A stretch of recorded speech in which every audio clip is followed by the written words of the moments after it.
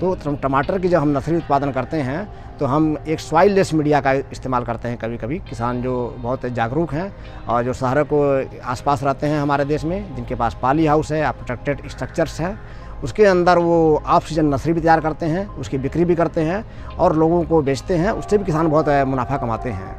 कुछ युवा जो है हमारे देश के हैं, इसको रोज़गार का अगर अपना जरिया बना लें तो ऑफ सीजन नर्सरी तैयार करके प्रोटेक्टेड कंडीशन में हेल्दी स्वस्थ नर्सरी और बहुत अच्छी गुणवत्ता की नर्सरी तैयार करके इससे भी अपनी इनकम का जरिया बना सकते हैं। तो ये हमारे युवाओं के लिए भी एक बहुत बड़ा एक व्यापक मैं कहता हूँ कि एक रोज़गार का स्रोत है। इसमें आना चाहिए लोगों को और इसके क्षेत्र में देख करके इससे मुनाफा कमाना चाहिए।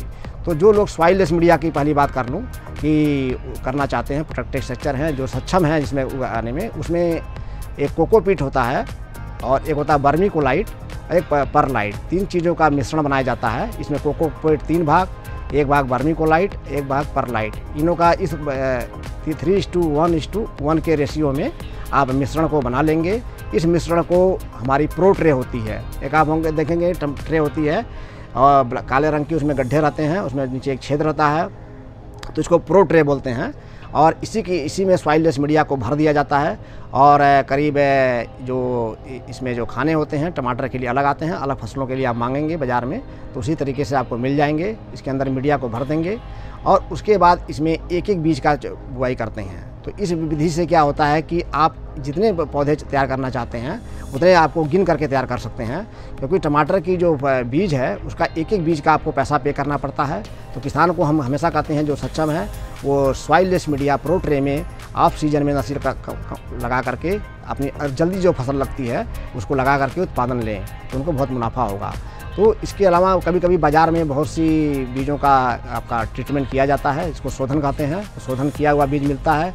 लेकिन अगर आपको कहीं से ऐसा बीज मिलता है जिसको आपको, बहुत से संस्थान ऐसे हैं जो बीज का शोधन नहीं करते हैं या किसान खुद बीज पैदा कर रखा है उसका अपना बीज, उसका शोधन कर लें। तो शोधन के लिए कई तरीक़ों का इस्तेमाल किया जाता है। अगर बीज का शोधन किसान करना चाहता है तो करीब 3 ग्राम थीरम एक दवा होती है, उससे 1 किलोग्राम बीज में मिला लें, पाउडर के रूप में होती है, अच्छे से मिक्स कर लें। बीज को बुआई से ठीक पहले इसको किया जाता है।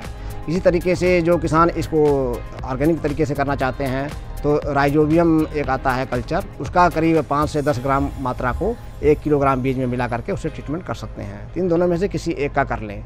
इसी तरीके से जिन किसानों के पास थीरम भी नहीं उपलब्ध है तो उनको मैं एक और चीज़ बता सकता हूँ कि जैसे एक कार्बेंडाजिम दवा आती है और एक मैंकोजेब होता है, इसका भी 1-1 ग्राम मात्रा मिला करके यानी 2 से 3 ग्राम कर लें और इसको 3 किलोग्राम बीज में 3 ग्राम इसकी मात्रा इन दवाओं का बराबर भाग ले करके और 1 किलोग्राम बीज में इस तरीके से मिश्रण करके बीज का शोधन कर लेंगे।